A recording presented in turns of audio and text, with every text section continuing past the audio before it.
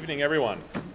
Welcome to the fifth regular meeting of the school, the seventh regular meeting of the school board, MSAD52 school board directors. Yes, that's what we are. It is Thursday, November 30th, and we will have a pledge of allegiance led by Kristen.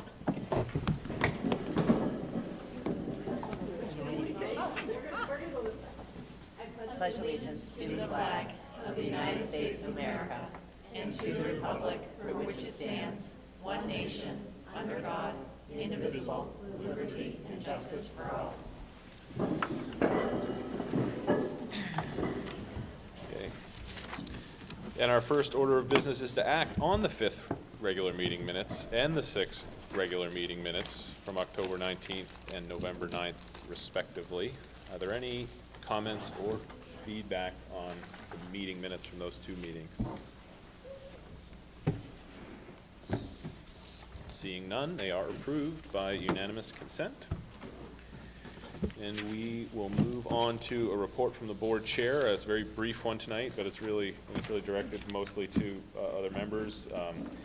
We will be having the superintendent's annual review very soon, and I had sent around some documents that hopefully everyone can review and get back to me. I did see your comment, Anthony, but at the same time, please send the comments back to me directly, though, if you do have them, and soon, end of the week, so we can really get that out soon. All right. Communications. I do not have any. Does the superintendent? Did you? Oh, excuse me, I'm jumping right over an important aspect of the meeting, unintentionally. After my report is public comment, and so I just want to reiterate a few things here. Our board meetings are conducted for the purpose of carrying out the official business of our schools.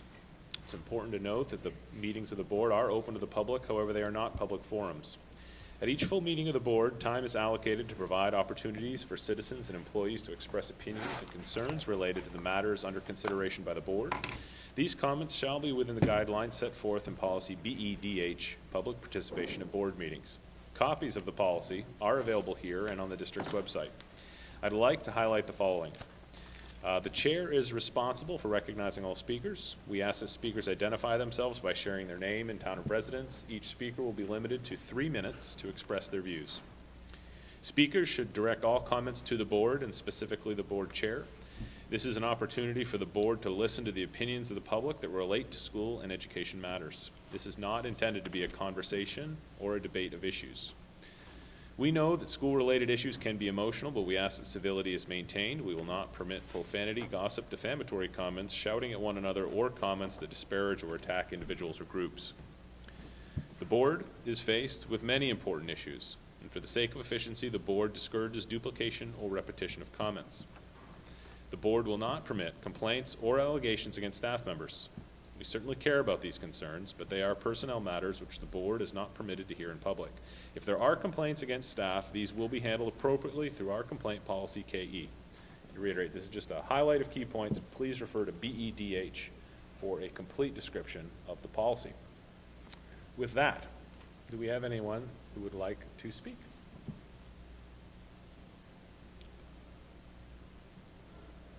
Okay. Seeing none, I guess I was right in the first place. I'm really glad you read that whole thing. Communications, again, board chair, Yep. I do not have any. Yes, Superintendent, I do. communications. So we have resignations, transfers, and new hires. So resignations, food service assistant Michelle Bisson at the high school, effective November 21st. Terry Graybill, transportation facilities administrative assistant, effective November 28th. Mark Sparks, special education teacher, Tripp Middle School, effective November 21st. Courtney Derone, school nurse, Turner Elementary School, effective January 12th. Lisa Ledoux, office support assistant at the high school, effective December 21st. We have some transfers. Wendy Gilbert, a special ed Tech 1 at TES, has transferred into an Ed Tech 2, effective November 13th. Kevin Boubier is moving from bus driver to maintenance worker 2, effective November 27th. Steve Burgoyne, custodian at Green, is moving to maintenance worker 2, effective November 27th. And Lindsay Holst, kindergarten teacher, will be transferring into the new Dean of Students position at Turner Primary. We don't have a start date, but we are interviewing. And then new hires, Michelle Pelletier, Special Ed Tech 3 at Turner Primary. Sue Ellen Vrastiak, bus driver, effective November 13th. Joseph Conroy, district-wide custodian, assigned to Turner Elementary School, effective November 27th. Linda Racine, Ed Tech 1 at Turner Elementary School, effective 11/13. Amy Fortin, Special Ed Tech 2 at Turner Primary School, 11/13. And then Reese Thibodeau at Turner Elementary School, Ed Tech 2. So we've got some Ed Tech positions that are getting filled, which is amazing. And Amy is working on a new batch of about 6 potential new subs in the next couple weeks. So good news. Excellent. Okay. Adjustments to the agenda? We don't have any, as far as I know. Carrie? No. Very good. First time in a while. That's great. Yes. So we'll move on to committee reports. The Finance Committee, I know you met tonight. Crystal? Yes, we did. We had a 10-item agenda tonight. It's kind of lengthy for us. The first item was, we discussed the food service financial balance. We have a bit of a reserve that has been built up. So Dave Roberts and Gabby have worked on a 3-year plan to start expending some of the funds that we have, which will be going towards equipment of various types throughout the district, staffing, and some conferences for staff this summer, I believe it was, down in Boston. We will see later somewhere on the agenda consideration of financing options for one of 2 buses that will be purchased, so we will be discussing that a little bit later on. One of them will be funded by ESSER funding, and the other one will be the financing option that we'll be discussing. The third item was consideration of reclassifying the transportation and facilities administrative assistant to a transportation specialist. We will also be discussing that later on. Number 4 was consideration of backdating the reclassification of the special ed school secretaries. We will be bringing that back up again once we have Kyle with us at our next meeting, which will be in January. Yes. We have a retired maintenance worker too, who is going to be staying with us part-time. He's going to be training. He has some special qualities and jobs that he does around the district for the wood chip boiler, and he operates our wing plow on the truck, on the plow truck. So he'll be working like 2 hours a day, but training new people who are coming on board so that nobody's left not knowing how to operate those things. We discussed the potential impact of the new state law on paid leave, which will be effective January 1st of 2025. That seems very vague. Nobody really has many answers currently as to what that looks like from the state.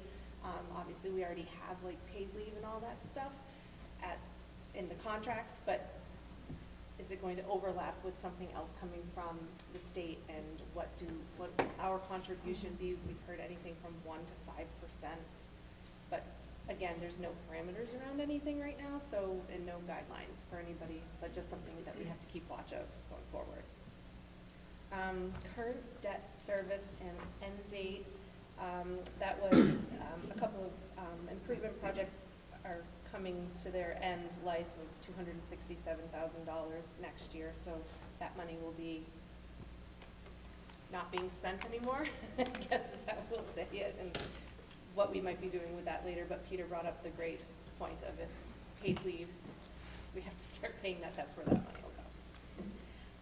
We reviewed financial reports, we signed and reviewed payroll and accounts payable warrants, and then we had a quick discussion on a fiscal sustainability plan for the wastewater treatment plant, where we have to do an SRF loan application, which will cost about $20,000, but the DEP puts in $10,000, and we have to have that by December 15th.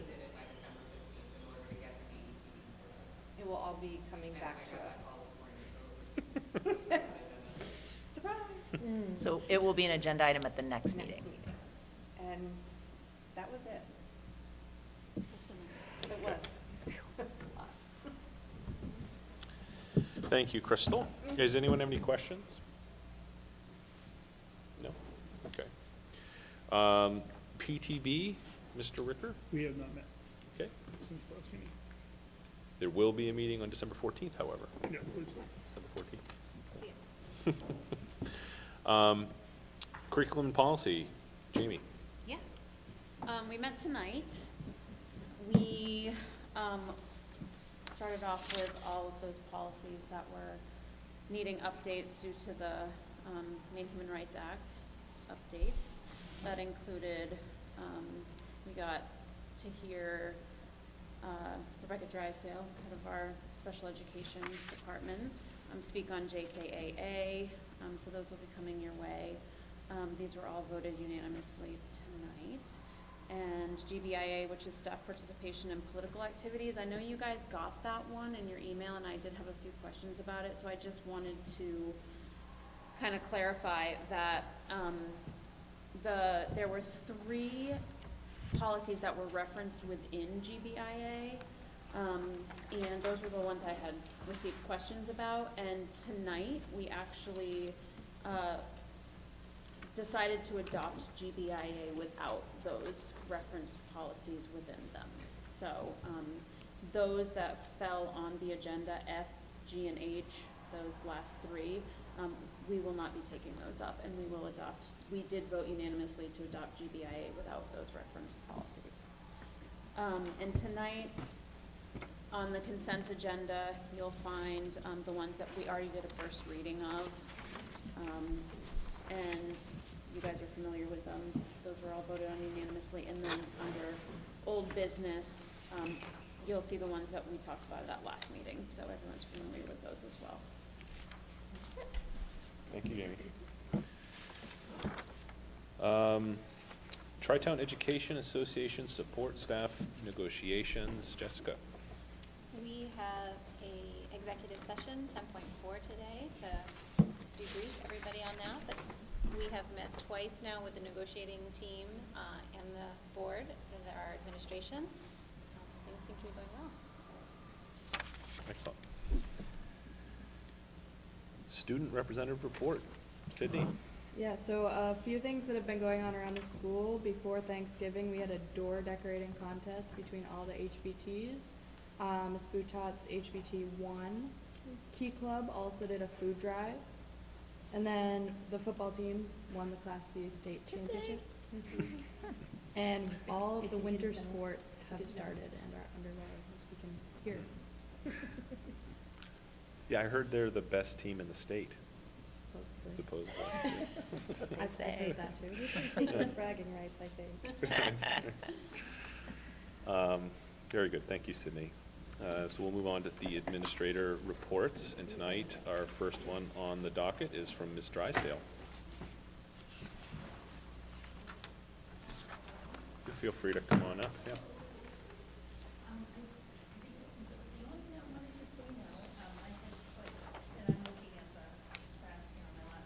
Sure.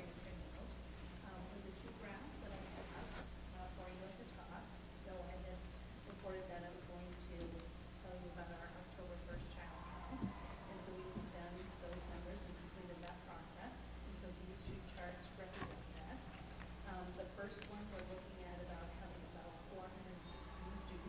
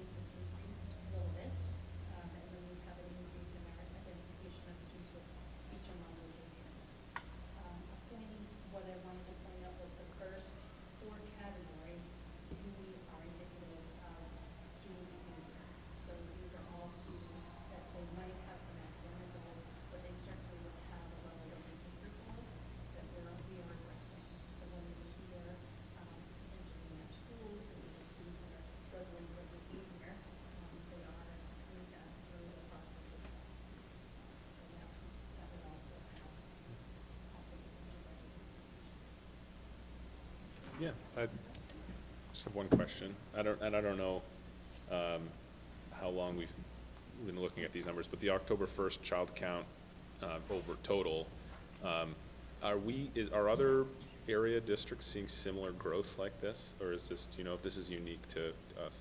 So last year, I kept asking my board directors the same question, and they would say no.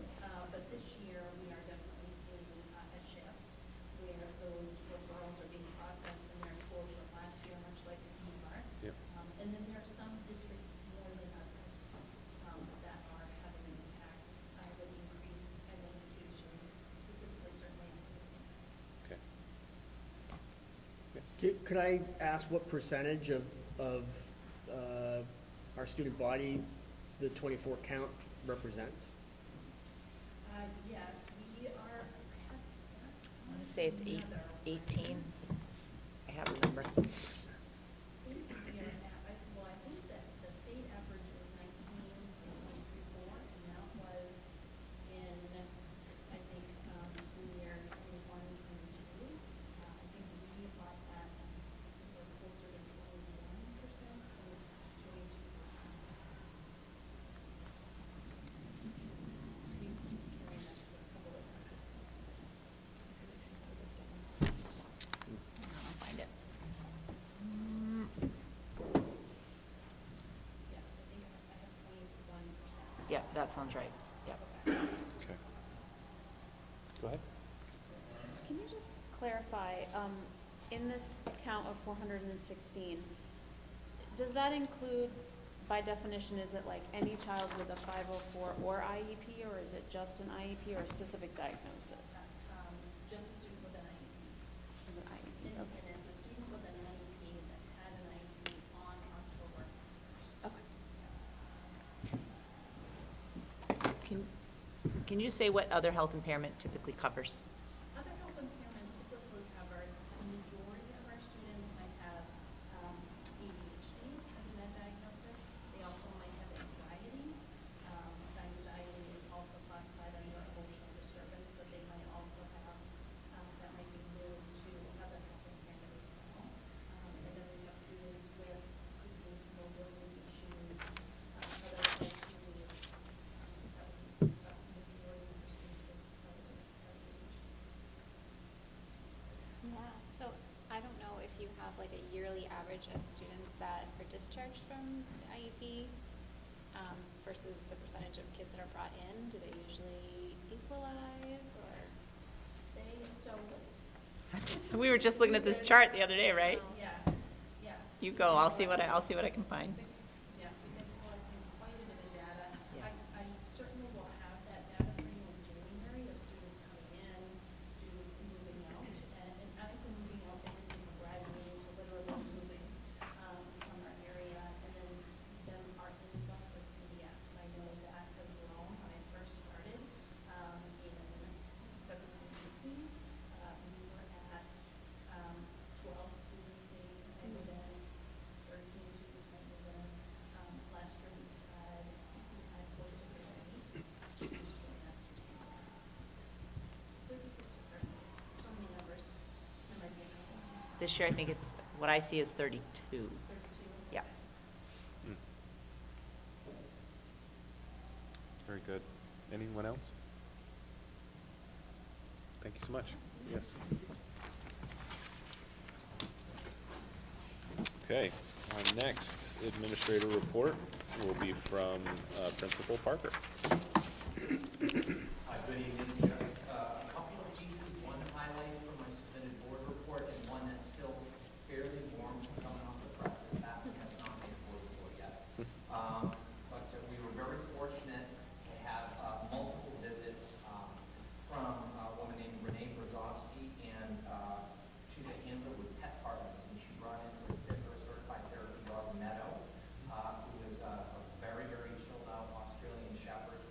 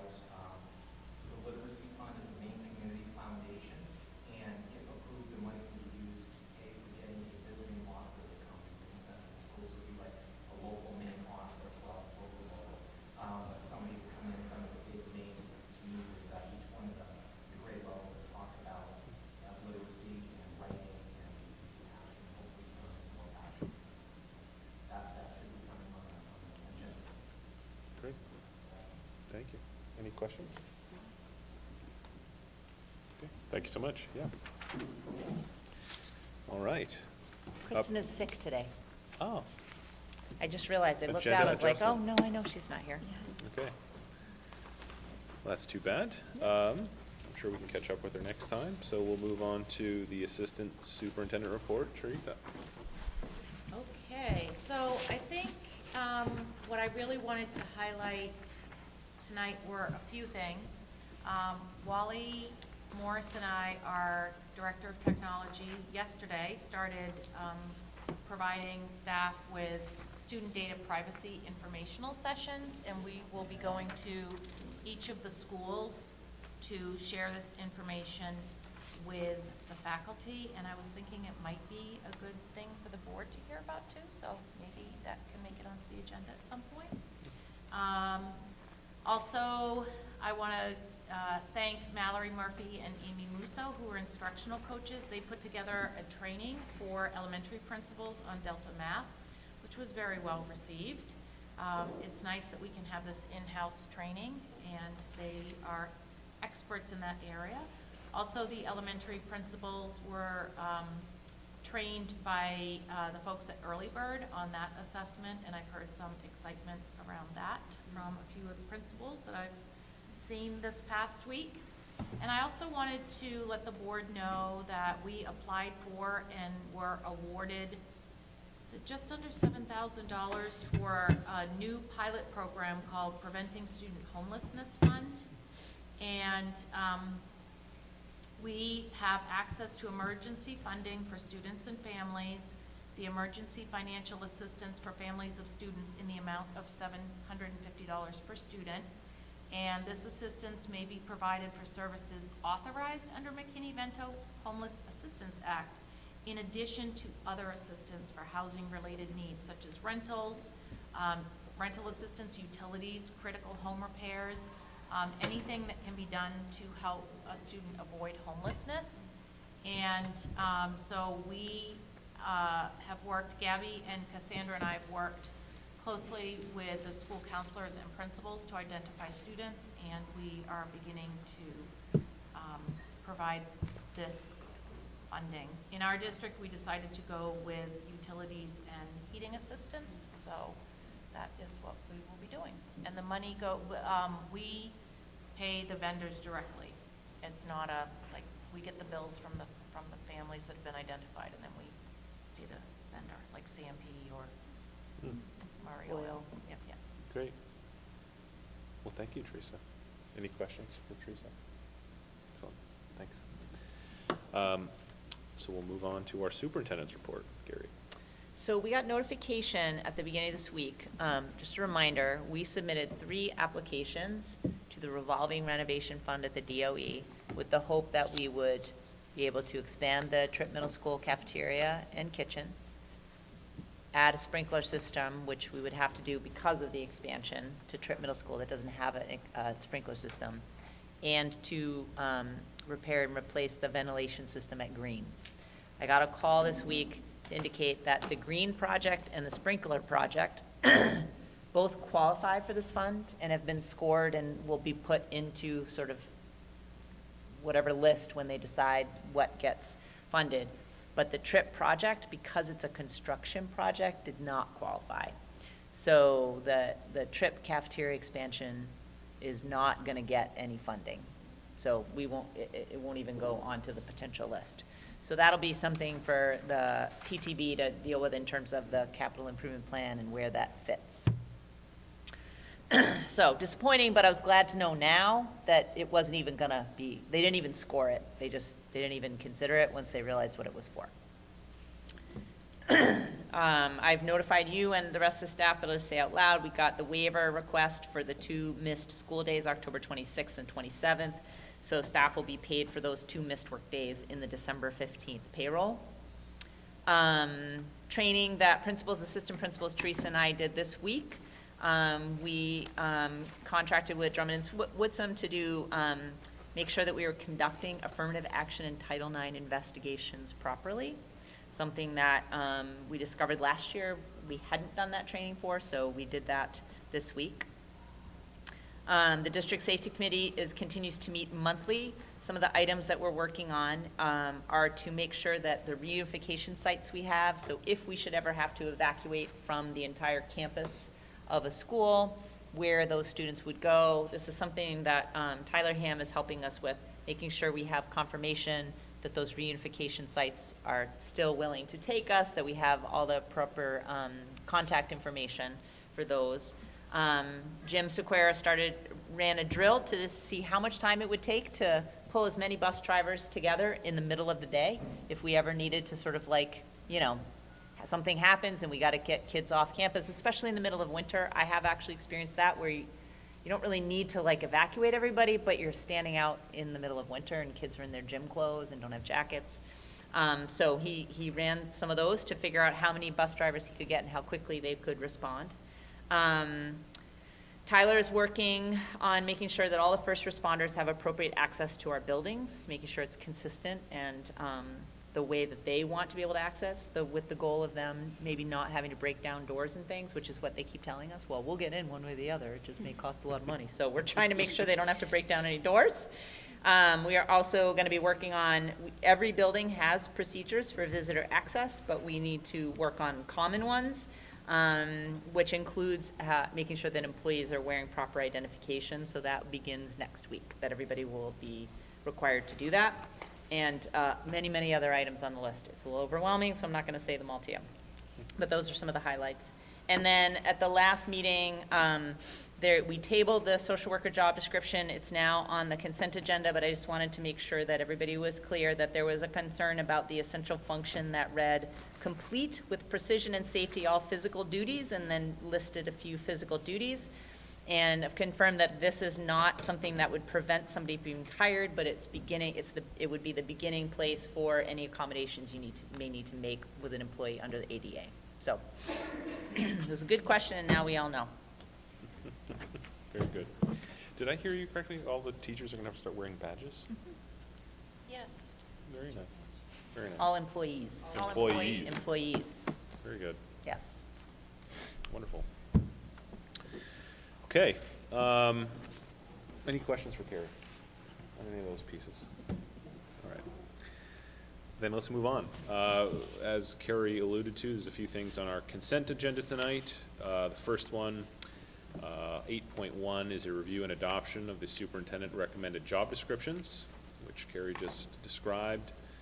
We also have 8.2, which is consideration and approval of curriculum and policy committee recommended second reading and adoption of policies. Those policies are BBAB, school board self-evaluation, DFA, revenues from investments, and EEA, student transportation, employee requirements, training, and responsibilities. Are there any items that a member would like removed from the consent agenda? Seeing none, I would love to hear a motion approving. So moved. So moved. Anthony, is there a second? We'll go with Jessica. All those in favor? Unanimous. The consent agenda is approved. Moving on, old business. Consideration, item 9.1, consideration and approval of curriculum and policy committee recommended second reading and adoption of revised policy ADC, tobacco-free schools, use and possession of tobacco and electronic smoking devices, and regulations, ADCR. Is there a motion on the floor for that? So moved from Jamie. Crystal, second. Discussion. Mr. Ricker. I'd like to move an amendment Okay. after hearing the discussion and some of the concerns brought forward to modify an amendment I made earlier to state, under consequences for violation, that, So I just want to make sure I'm in the right place with you, oh, Peter. sorry, it's on Is that page right? 2. BBAB? Yeah, under ADC. No, sorry, ADC, yeah, Consequences of violation, page 2. yeah. I'm looking for an amendment to make sure that students have the understanding that they can have their parents there. I understand the concerns brought forward that they don't want to delay in the time frame of having the administration to go try to chase down parents and so forth. But I do feel that if we're bringing a student in to be questioned, that we can at least tell the student, you do realize your parents can be here if you wish. So I would add a sentence there, prior to parents and guardians will be notified that prior to any questioning of a student, the student needs to be notified that they can have their parents present at the questioning. In addition, where it says parents and guardians will be notified of all violations involving their student, I do believe that is adequate and is being done, but where it says and actions being taken by the school, I do believe before the school takes such actions, they ought to be required to communicate with parents. So I think the decisions made by the school administrators need to take into account a discussion with the parents or guardians if possible. So I would put there, and maybe it's addressed somewhere else, but seeing it here, I would change that or request that to be changed. The parents and guardians will be notified of all violations involving their student and prior to any actions taken by the school. So as it reads now, the parents and guardians are basically told when it's all said and done, which I believe is being done, but I just want to, my goal in all of this is make sure that parents are included as early a stage as possible Yep. in all of these issues. Understand. Couple things. Mhm. That was very discussion-y of a amendment proposal, which I think is generally fine. I just want to make sure I have the specific amendment, and you read it a couple of times. I think I got the first part where you were inserting a statement prior to the existing language, but what was the exact language you wanted to add after? And again, I'm always open to Yeah. wordsmithing. Okay. And again, if there's a suggestion by administration to make it more palatable to them, Yep. I'm very open Yep. to any suggestions. Yep. A sentence prior, in between, after the superintendent or the designee reserves, after that paragraph, Yeah. a sentence that says, prior to any questioning of a student, the student needs to be notified that they can have their parents present at the questioning. Have you recorded that, Teresa? I had it once and I've changed it, so hold on a second. Prior to any questioning of a student, the student needs To be notified that to they, be notified that their parents can be present. exactly, yes. And And then then- the second part is the final sentence in that section where it says parents and guardians will be notified of all violations. I was requesting a change that says parents/guardians will be notified of all violations involving their student prior to any actions taken by the school. Okay. I've got till notified. What do you have? Parents and guardians will be notified. Parents and guardians will be notified of all violations involving their student prior to any actions taken by the school, or whatever appropriate wordsmithing needs to make that be that way. Okay, so the amendment's been proposed. Is there a second? Anthony seconds. Discussion around the amendment. So the first thought I have is, again, this is a difficult piece. We've heard Principal Shaw speak about it, and I want to make sure there aren't necessarily unintended consequences of perhaps, like, say, a teacher, like, not being able to take actions that need to be taken because there's no ability to notify parents. And I just want to, I'm not saying there are definitely issues there, but I just maybe initially wanted to just get a feel from someone in administration about initial thoughts, and maybe we need to table this to think about it more, or, but unless there are good thoughts. Yeah. I'll speak, but I think Evan can as well. I would suggest Evan and I both would feel strongly that interferes with the ability to investigate potentially really serious violations, and would, the unintended consequence would have buildings be less safe because of those things. Is it, are you speaking to both of the Yes. aspects? Okay. Yes. Okay. Go ahead. I have a question about the second piece to that amendment. Are you specifically inferring in that disciplinary actions, or are you talking actions at all? How it reads is disciplinary actions. I mean, that's how I was assuming you meant it, but when I hear actions and then I hear Joe's question to Carrie, I also hear like my actions might be investigatory. And So it's fairly broad. We're given a fairly broad brush currently, so maybe we need the specific what actions our administration is allowed to take with our students or our children. Because right now it's a fairly broad brush. So if we're questioning that, then maybe we need to be a little more defined on what the definition of actions would be. My initial thought process in that is before any decisions are being made, regarding, because how it reads there is my initial thought, is how am I reading, and if I'm reading it wrong, please let me know, is that basically it's saying that yes, we're gonna communicate with parents, who I think should be the very first step in dealing with these issues, is the home. But yes, we're gonna communicate with them, but after everything's done, is what it says there. Because it says, we will communicate with the parents after, to let them know that a violation occurred, and this is what we're gonna do about it. Because we talk about bringing parents involved into helping the children move forward, but they're not being included in how to move the child forward.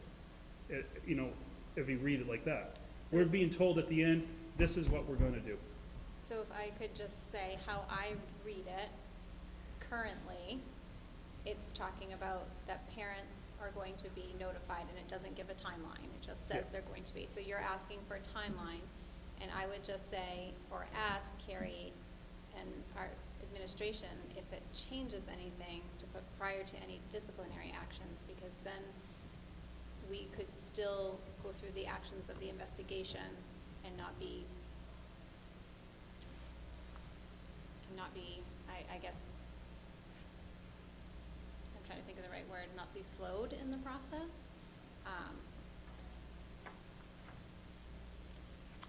Yeah, I don't know. So that was kind of a question. I don't know if you had thoughts.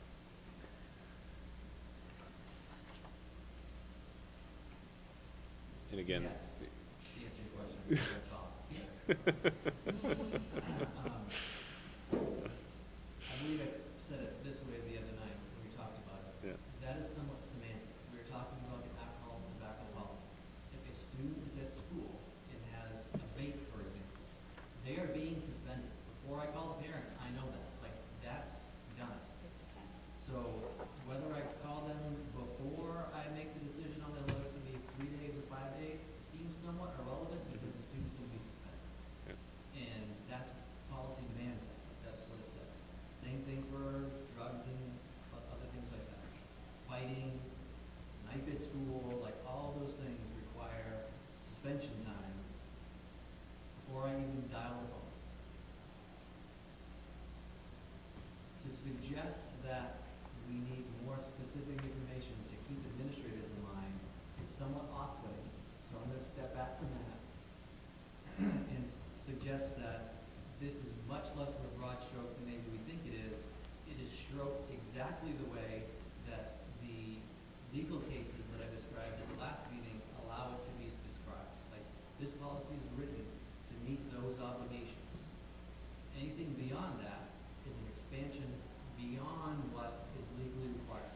And oftentimes, we make calls to parents before we know everything about what's going on.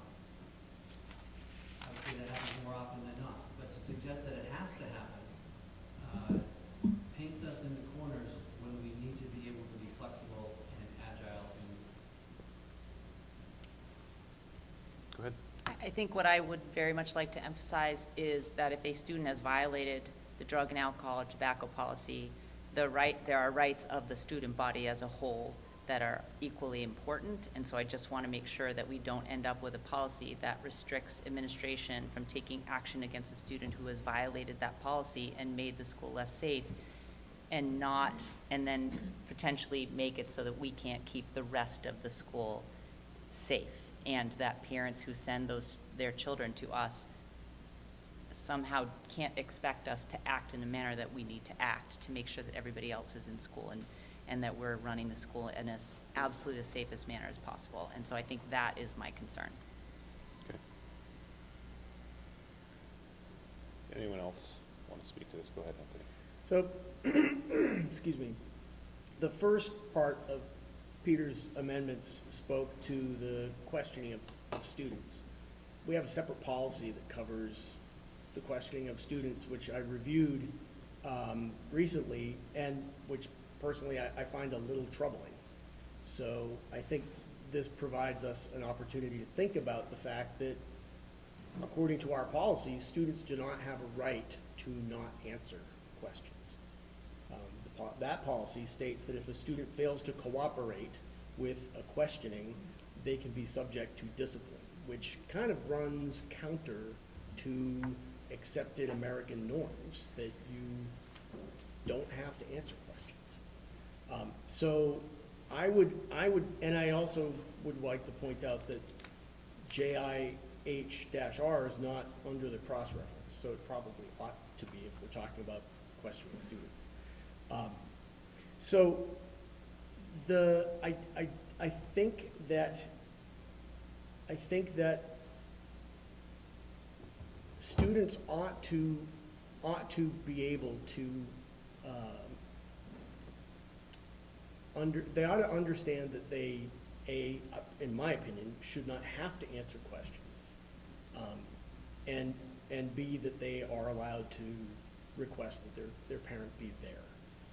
It could be extremely intimidating to have a law enforcement officer asking you questions when you're a 14-year-old. That wouldn't be in my law enforcement officer. This is, we're only, I'm sorry. Hold on. I'm sorry, yep. Go ahead. My apologies. The law enforcement officer doesn't even have to be questioned. They could just be present. So it could just be extremely intimidating. So I support the amendments because of that. I think that the student needs to have a sense of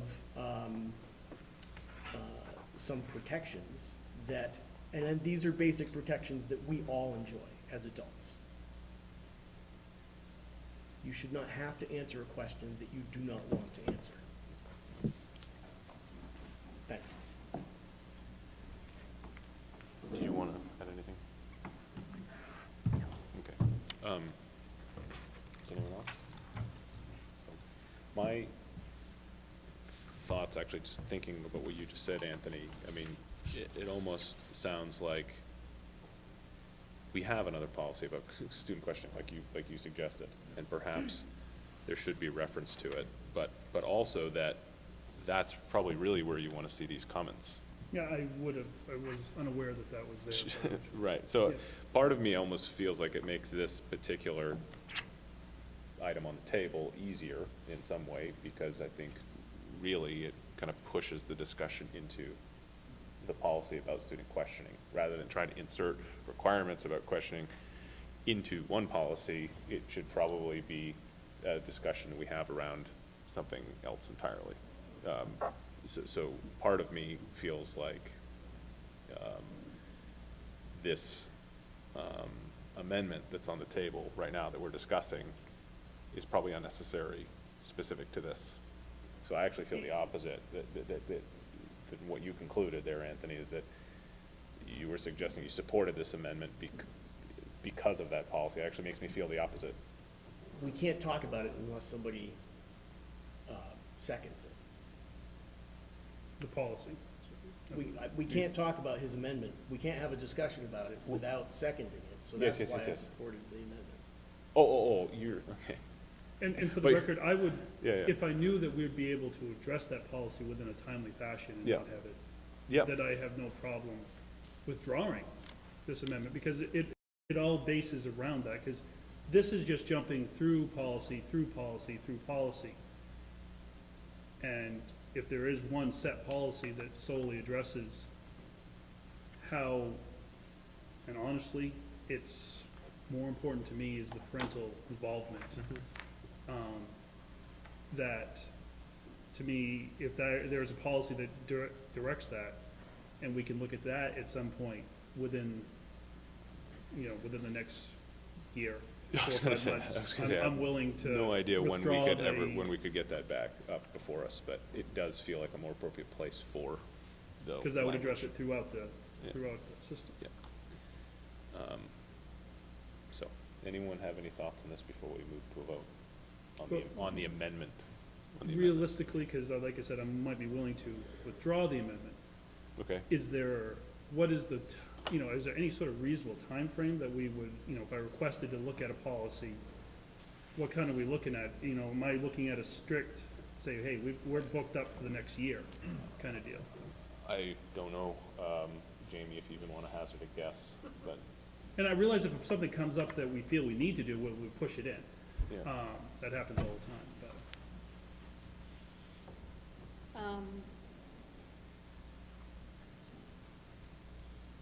I think what's happening at the committee level is that there are always things that come up that, we weren't expecting all of the,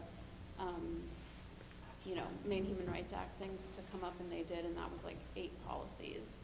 And so we still have IJJ on the docket, which is gonna be a huge undertaking there, and that one was voted on last year.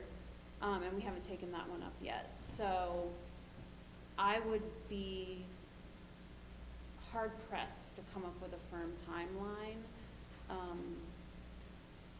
right now. And I think that's good enough of an estimate. We're talking a year likely, Peter, before we could likely get that back before us. Yeah. But regardless, I do believe that is probably the area too. Okay. Any more thoughts on this amendment before we go to vote?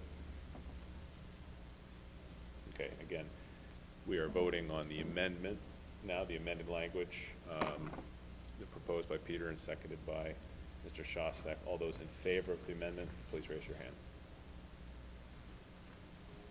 All those opposed? Okay. So there was 2 in favor, and I believe the remainder was opposed. Continuing on with this, we still have the policy on the floor now without that amendment, just as written. This is our second reading. Is there any further discussion on this policy? Mr. Shostak? I would like to move that under cross-references, we add JIH-R. Second? Any further discussion around that amendment? Yes. I'm presuming that's the. That is questioning and searches of students' administrative procedures. Thank you. Yep. I don't know if JIH, would it make sense to have both JIH and JHR? is mostly about researching more than questioning. Yeah, right. I only have the procedure. But do you have to have both? If you put one, are you required to have the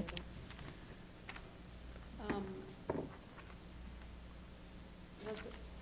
Yes, because I don't think JIHR makes sense without JIH.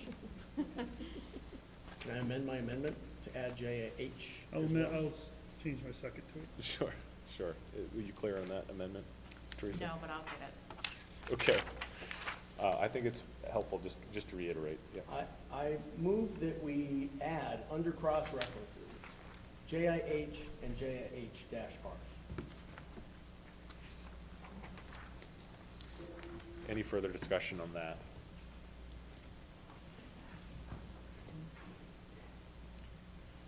Yeah. Okay. I'll just add it. Seems like a reasonable request from my point of view. But all those in favor of the amendment? That is 4. All those opposed? That is 3. The amendment is approved. I don't know who the fourth person was. I have Allard, Shostak, Ricker. Joe. Yeah, and myself, McLean. yeah. Okay. Thanks. The policy is still on the floor as amended by Mr. Shostak. Is there a further discussion around the second reading of this policy? Seeing none. All those in favor? That is unanimous. Moving on to 9.2, consideration and approval of curriculum and policy committee recommended second reading and adoption of revised policy JICH, drug and alcohol use by students and regulations JICH-R. Is there a motion on the floor to approve the second reading? Jamie, second? Jessica? Discussion? Yes, Miss. Again, I would like to make an amendment, and again, I want to modify and reading further, but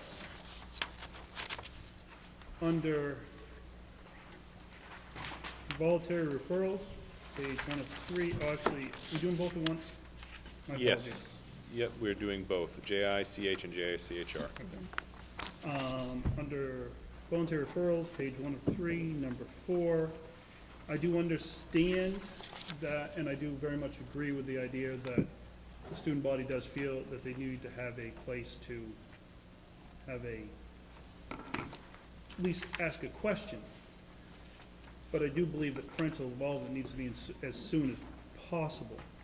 And with that, I would like to add, under 4, school counselor / substance abuse counselor, clinical social worker will meet with the student and his or her, or their, parents, legal guardians, instead of the if appropriate, but we can keep that, before any treatments are recommended. I understand the initial discussion is very important, but what I feel needs to be involved, so that's my extent. So I guess I will stop before I go into the discussion of why I feel that 4 words ought to be there. Sounds good. Is there a second? 5 words, sorry. Is there a second to that amendment?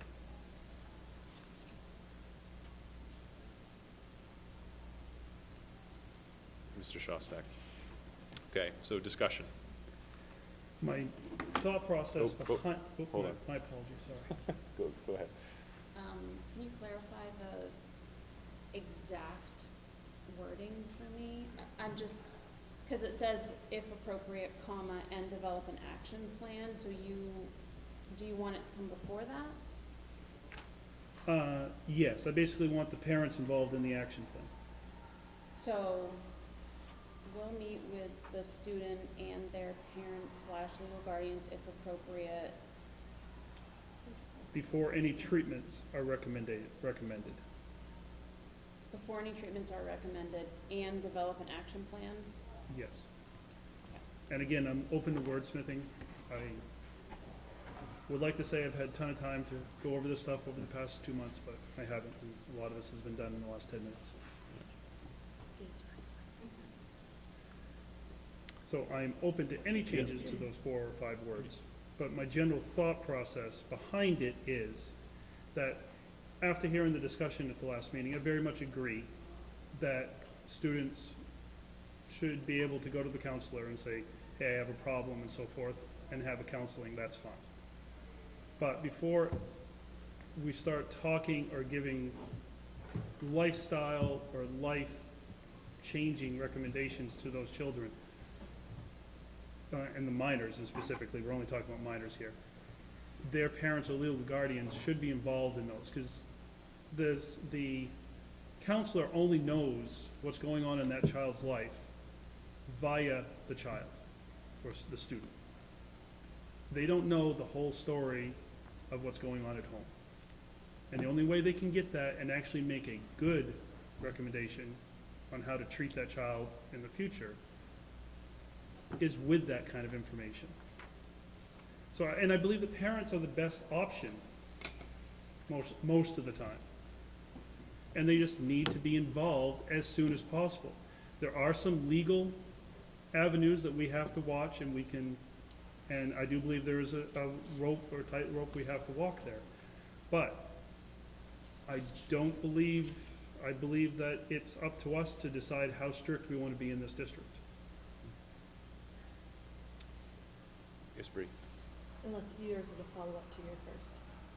It's not a follow-up to my Okay. first, it's a different question. Peter, I would like to help you with some wordsmithing and propose that instead, perhaps we say after the word, in between the words and develop, just insert the word together, develop. I think that when you talk about treatments, I think that the word treatments would be part of the action plan. How do you feel about that? I'm perfectly fine with that. I So- think it covers the same, again, Right? So kind of taking out before They any agree with it, too. treatments, et cetera, and just say, yep, and together develop an action plan to meet the students' particular needs. Just I'm to just clarify. helping with this Yeah, wordsmithing. just clarification. Is the if appropriate still in parentheses? I thought it was originally from Peter's. yes, I was leaving, the if appropriate was there, For the legal. which covers some of our legal aspects. But also I just want to put a little more force behind the fact that parents need to be involved as soon as possible Yep. in these discussions. Yes. I know that we had our school counselor here the last time we discussed Mhm. this. And I would want to make sure that the confidentiality laws that exist don't conflict with this edit. It doesn't seem like they would, because it says if appropriate and together develop, so it seems like if it's appropriate for them to be involved, they are. But I don't know if Principal Shaw can speak to that at all. Can I say something more before that? For my intentions for with the word together? Sure. Together just also incorporates, you are also listing the school counselor, the substance counselor, the clinician, the social worker, the student, the parent, guardian, like whomever might be called into that session Right. would be the together. So I don't think the word together is changing anything around the legal qualities of the rest of the statement. I don't know if you had thought. And lots of eyes looking at me like. Well, no, it's all right. It's all right. Yeah. I don't believe it would have significant ramifications to have to work together. Thank you. Go ahead, Crystal. And I like your wordsmithing, Bree. Before any treatment, like, this is under voluntary referrals. We are just sending out a referral somewhere. This is not saying Jamie is now going to be placed in an inpatient treatment or facility, or this is just a referral to get someone help, assistance, whatever is needed. And it's an action plan to hopefully get this person wherever they need to be. I like the word together, because it is a collaborative effort. I don't think it would step on any legal confidentiality. That's where the if appropriate comes in for confidentiality purposes. It's under referrals. This isn't something, we are going to make somebody do something. Right. Just make sure that that's clear, that we know what, where we're talking about in our scope, I guess. Sure. Go ahead, Carrie. Yeah, I think that's a great thing to just reiterate, that voluntary referrals means a student has come to a staff member with, like, I think I have an issue, or the student's friend has gone to a staff member and said, my friend is struggling. Because we don't have any authority to send a kid to a treatment program, to make them go see their doctor, like, we don't have that authority. So if that was something that in this meeting was decided, the parents would have to be a part of that, because we can't do that. So absolutely, it's a good clarification, and I think worth saying. All right. Anyone else? I just want to ask you a question, Peter, just to make sure we're clear here. Are you supporting the revision of your amendment? Because you can change your amendment. I can change my amendment, but he'd have to change his second.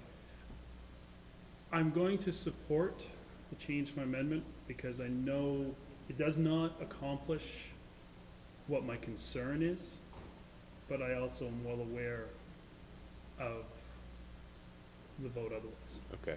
So, And just to be clear, so I it's, will change my amendment to change it to just together and take my other words out. okay, because that sounds like what it is. We're adding the word together between and develop. Yeah.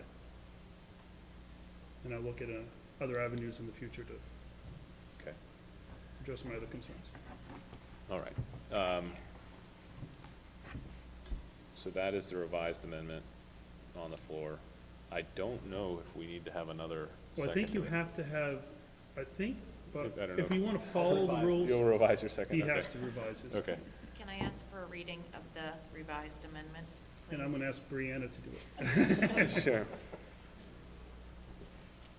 We are amending point 4 and inserting the word together between the words and develop. Okay, but there was something about treatments being No. recommended. That's We are- been That is withdrawn. That is gone. off the Oh. table, withdrawn. Yeah, the only piece is adding the word together. Together, okay. I like that better, thank you. Yeah. Easier. Any further discussion around that?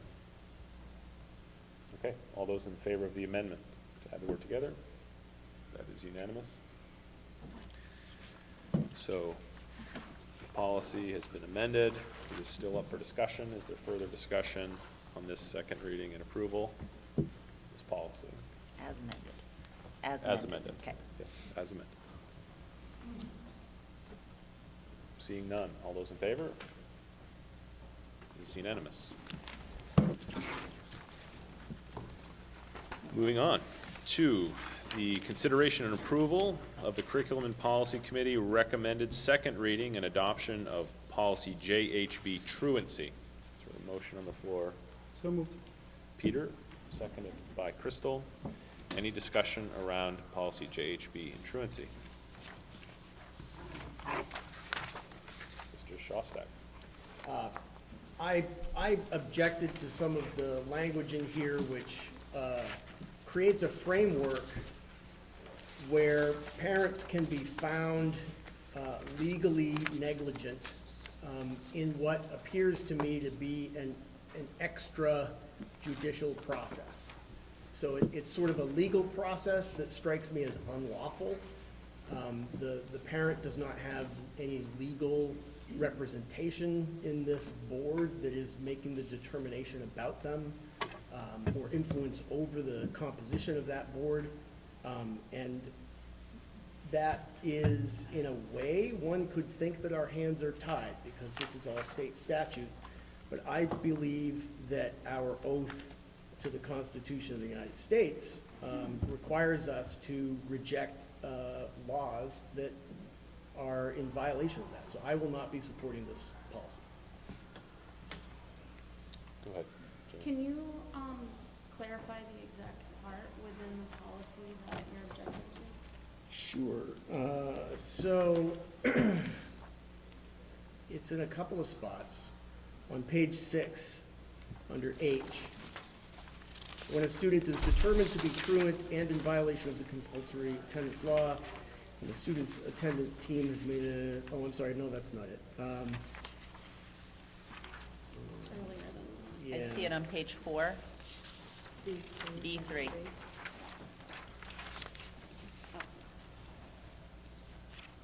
Right. So page 4, B3, and actually under B2. Oh, yeah. Where it discusses, truancy is considered child abuse and neglect under Maine law and is reportable to the Department of Health and Human Services when the truancy is the result of neglect by a person responsible for the child. And at a point later, it talks about the student attendance team kind of making that determination. And so that's just not something where there are serious legal ramifications to having you be determined to be negligent and guilty of child abuse. So I don't think that that's the place of a school to be making these determinations.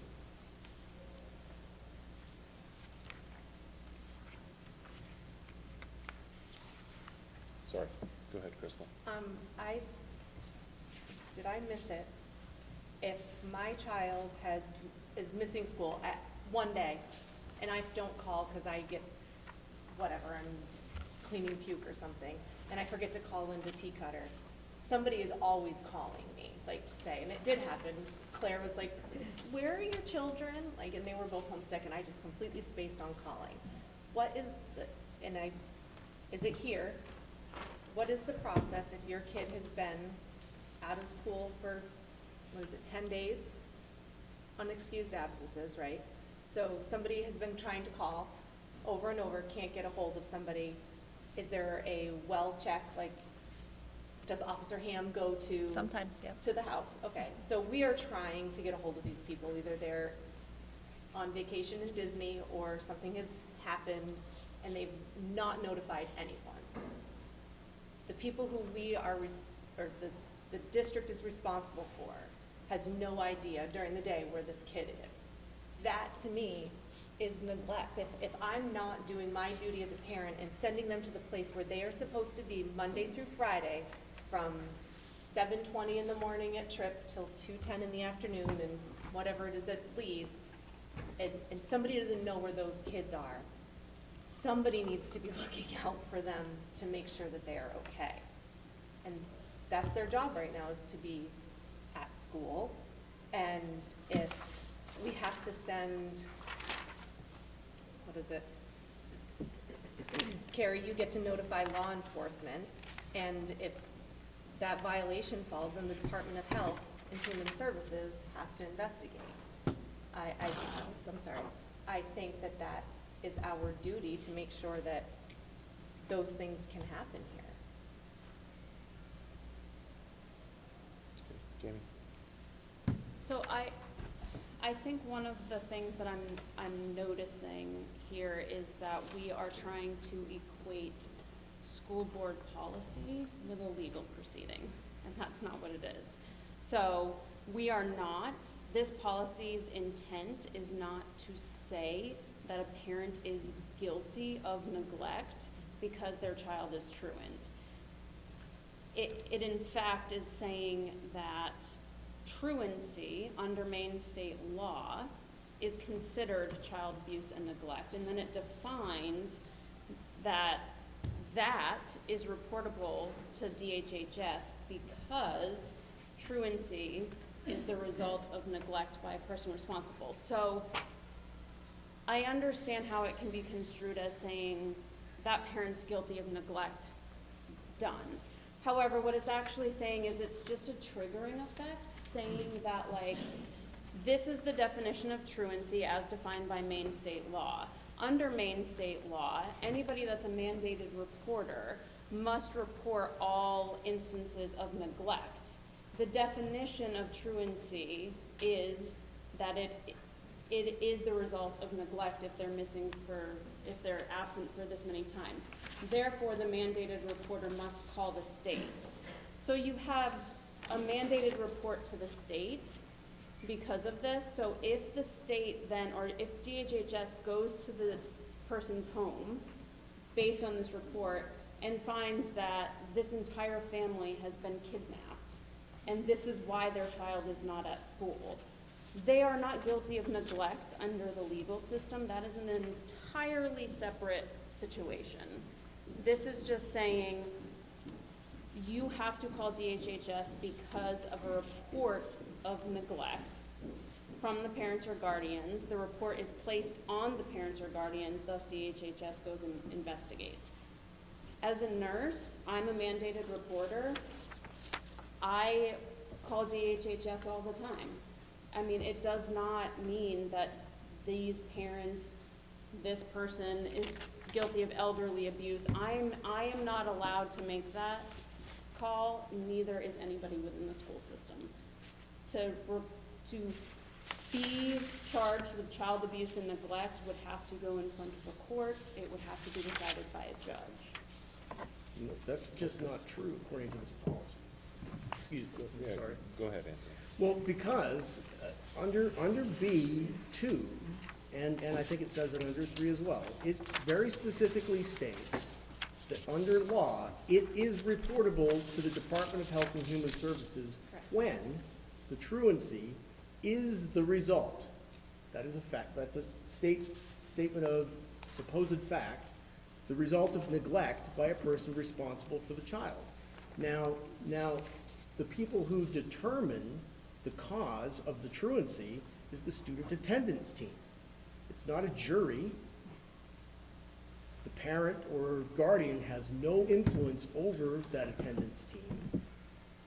The attendance team, we would hope, approaches this with an open mind. There could be all kinds of extenuating circumstances about a parent's ability to receive calls or whatever. And the very fact that Crystal said that person, in her mind, she's already made up her mind. In all instances, the parent is guilty of neglect. And I think that proves my point. Anthony, does it make you any more comfortable if it said when the truancy is suspected to be the result? Or of neglect? alleged would be fine. But the factual, the presentation of this as fact, it really irks me. But the problem is that it is reportable when, it's not reportable when it's alleged, it's reportable when it is. We can't change that. Well, if,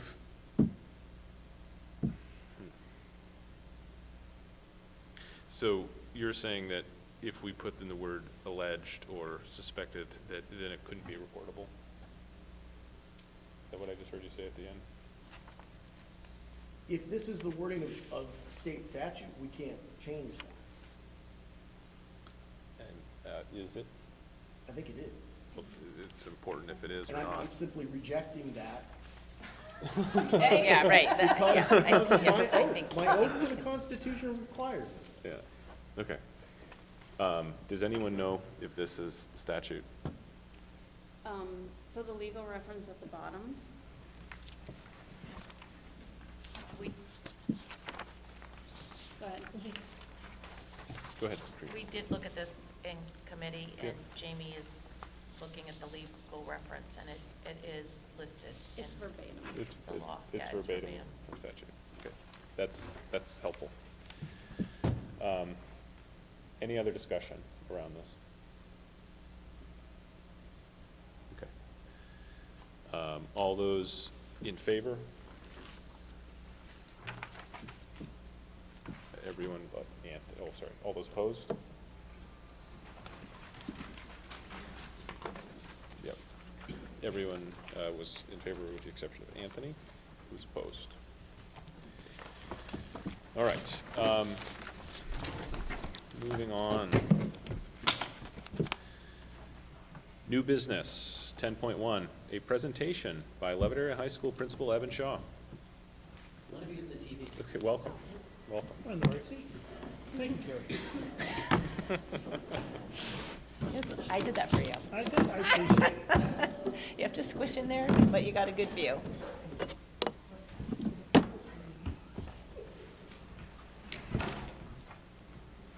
All right, so I put a bunch of pictures on this thing so that it helps to remind myself why we do all this. Across the bottom, we have just some photographs of hallway decorating from, I was gonna say Winter Carnival, but we're a little early for that. Homecoming, which was in September.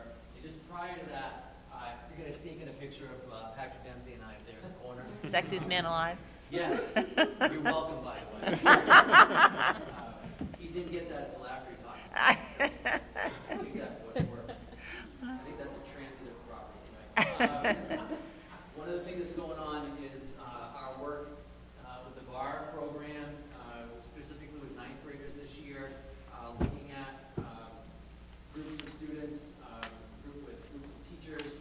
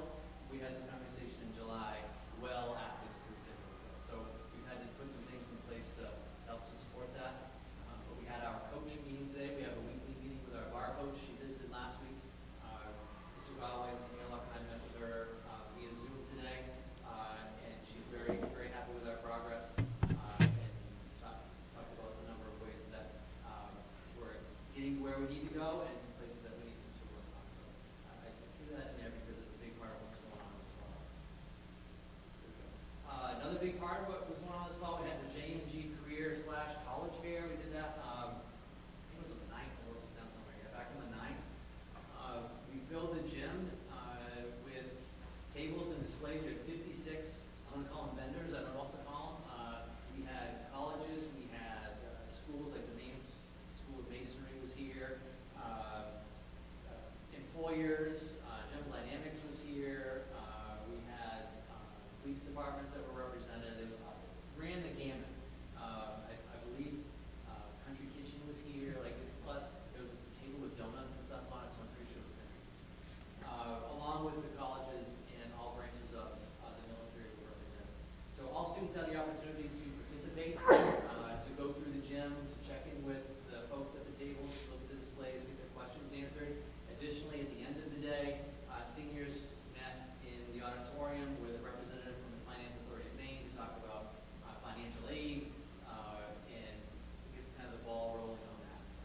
So that was a busy day on the 9th. As you can see, the covering is down on the floor. We timed this on purpose, so it was a day just prior to the craft fair, so we could put the covering down over the new gym floor and kind of get dual use out of it. So that was a career fair that was just a couple of weeks ago. Exploring River Valley, I threw a couple of pictures up here. Mr. Gray and the students have been out doing some community service activities. Got a couple of pictures of students that are raking at a cemetery up the street, cleaning up, doing some fall cleanup. They also stacked some wood for some people in the area that need to get their wood in the house, and they've been out and about and doing a bunch of things. It's not often that kids, they kind of grumble about it when he tells them they're going to go rake leaves, but then they start raking leaves and they're like kids again, they're like raking leaves, and they have a good time doing it. So big help to some community folks around their fall cleanups. Lost my train of thought here. The next one, it's called, I said Building Thinking Classrooms, but the thing here is this book. Building Thinking Classrooms in Mathematics K-12. So my instructional coach, Alicia C. Royce, read this book, and to say she's excited about it, I think would be very much underselling it. So she's wicked jazzed about this book. Wicked jazz. And she has been working very closely with Mr. Gentura, teaching math, and Mr. Strong as well, doing math. But in addition to that, the strategies that are used or described in the book have become clearly transferable to other places. So she's also been working with Mrs. Eagleton in the ELA realm. I saw her there yesterday. I was serving a class and the kids were doing the strategies from this book. I'm not going to get into all the detail of it, but really what it is, students are working in groups, they're up, they're collaborating, they're writing on, the big thing is writing on vertical surfaces. So writing on the whiteboard, being able to erase, change your mind,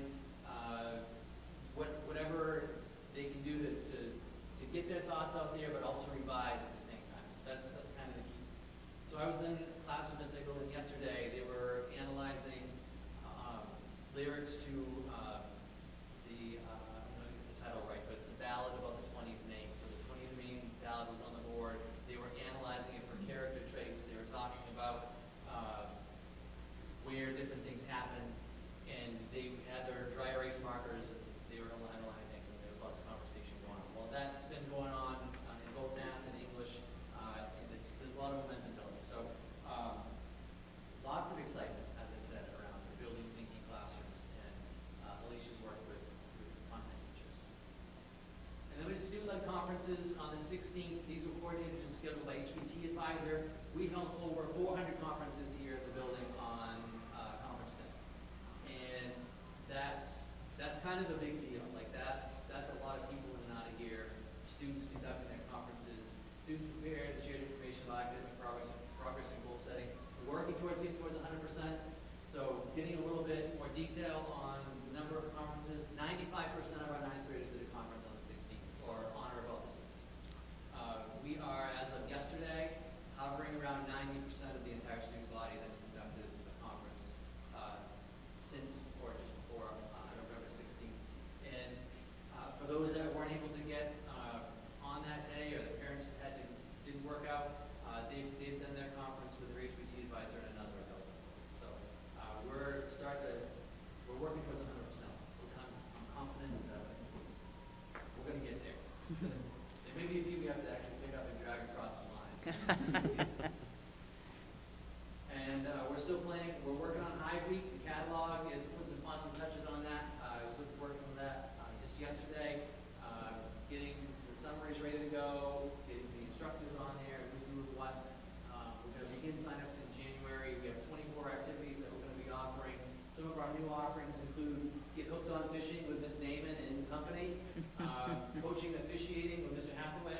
That's cool. That's a good one. And design your own board game, which Mr. Strong and there's a couple other ones that are working on that one.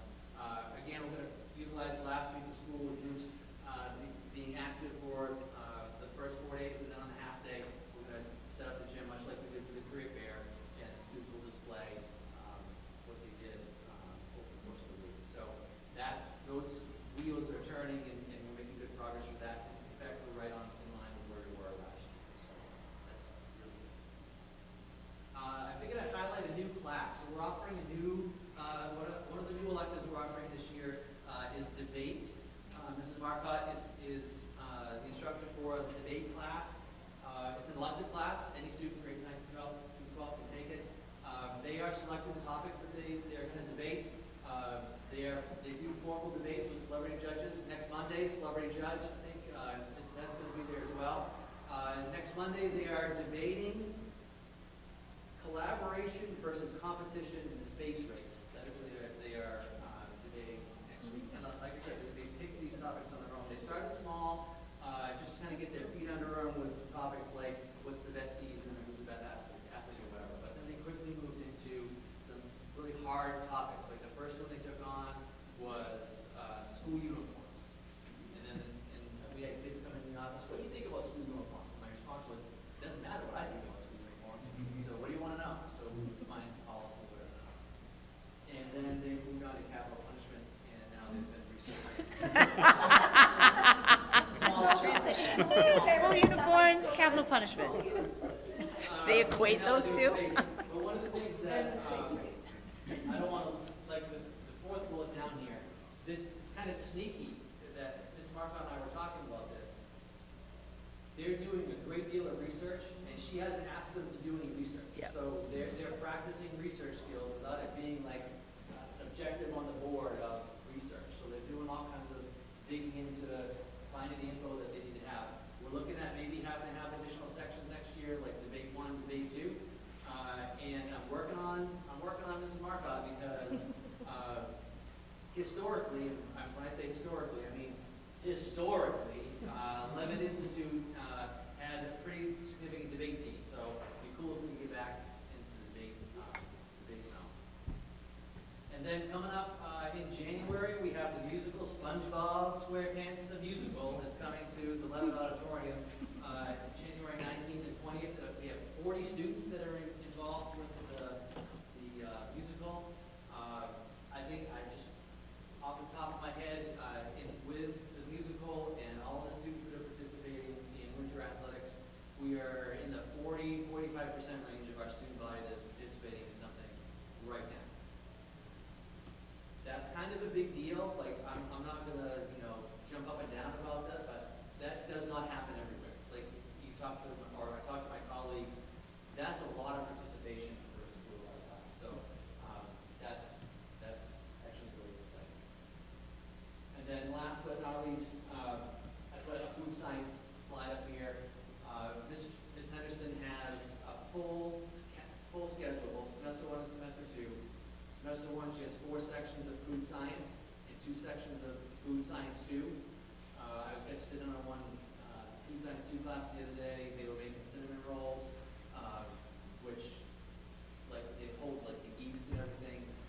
They had not done. They're working on leavening agents, is what they're working on. So they hadn't done any yeast yet. They turned out okay. The feedback from the kids was like, they were okay. So I was trying to figure out if it was icing that they made because it had cream cheese in it, or if it was something else. I was a little turned out like a cream cheese icing, but they did a great job. I did put it on here for the students to create portfolios of the work that they're doing. So as they're cooking and working through the recipes, they're snapping pictures with their phone and putting together a portfolio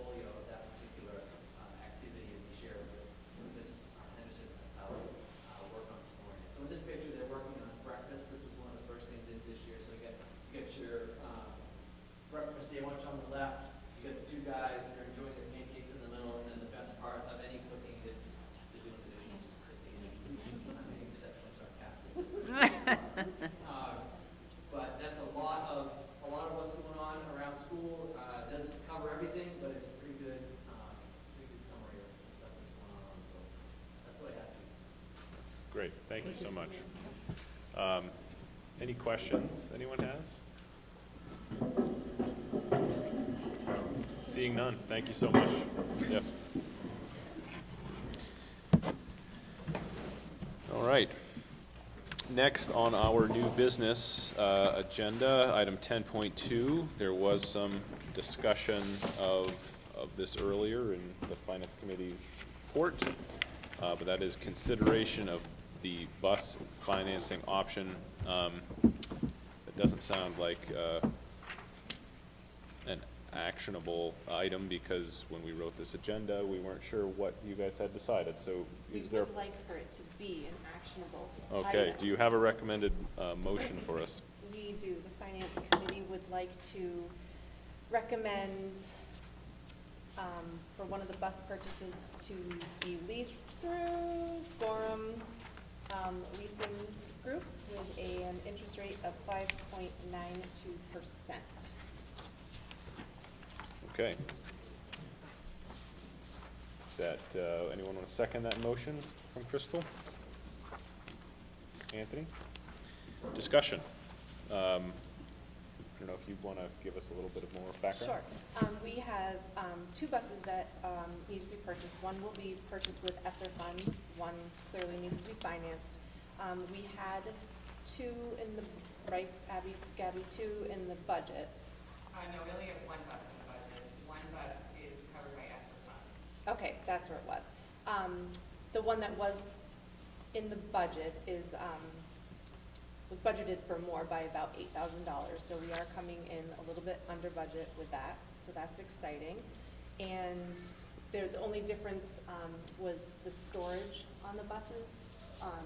There's usually bottom storage, and these buses do not have any But bottom there's still storage. plenty of above head storage Yeah. for, you know, the supplies for the sports teams. Okay. And my assumption is this is the lowest interest rate option that we received? Correct. The other was through Androscoggin Bank at 6.5. Okay.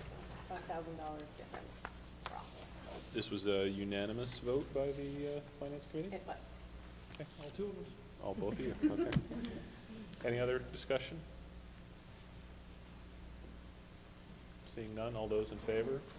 It's unanimous. The next item on our agenda is consideration of reclassifying transportation facilities administrative assistant to transportation specialist. Again, I believe this was something that was discussed at finance earlier. And do you have an actionable motion for us? We do.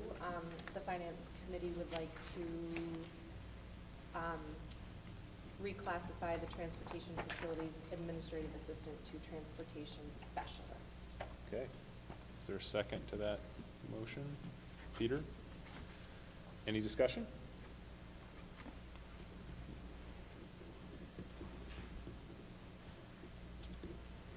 Seeing none? All those in favor? It's unanimous. Okay. The remaining items on our agenda are executive sessions. So thank you all for coming tonight, folks. You're welcome to hang around, but there's not going to be very entertaining moving forward. So item 10.4, the request for an executive session to discuss the Tri-Town Education Association support staff negotiations, ESP negotiations pursuant to 1 MRSA 4056D. Mr. Shostak with the motion. Is there a second? Second by Bree. Any discussion? I don't think we need discussion, but all those in favor? It is unanimous.